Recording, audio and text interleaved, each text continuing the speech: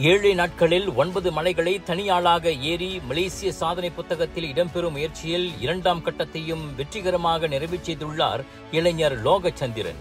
நேற்று அதிகாலை 3:26 மணிக்கு நெகிரி செம்பிலான் குனோங் டத்தோ மலையை ஏறத் தொடங்கியவர் காலை 8:43 மணிக்கு உச்சியை அடைந்தார்.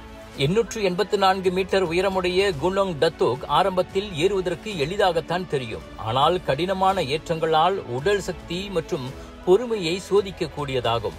பாதை குறுகியதாக இருப்பதும் சவாலானது என்றாலும் உச்சியை அடைந்ததும் புகழ்பெற்ற ராட்சச பாறை மற்றும் இரும்பு ஏணி வழியே மேலே சென்று பார்த்ததில் இயற்கை அழகின் ரம்மியத்தை ரசிக்க முடிந்ததாக அவர் சொன்னார். அடுத்து சாங்கோர் குனோங் ஹீத்தாம் நோக்கி புறப்பட்ட லோகச்சந்திரன் 1220 மீட்டர் உயரம் கொண்ட அம்மலையின் உச்சியை சுமார் 8 மணி நேரத்தில் அடைந்தார்.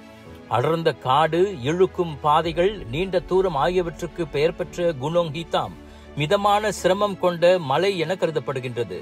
ஆனால் புதிதாக மலை ஏறுபவர்களுக்கு இது பெரும் சவாலாக அமையலாம்.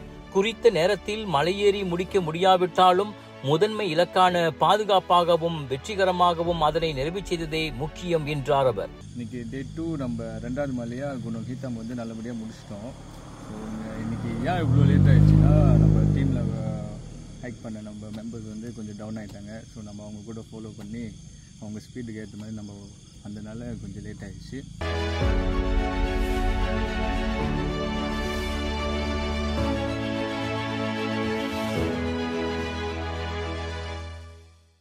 இன்று 3வது நாளாக காலையில் நெகிரி செம்பிலான் குனோங் அங்சி மலையிலும் பின்னர் பஹாங் குனோங் சிக்கிவிலும் லோகச்சந்திரனின் பயணம் தொடர்கிறது.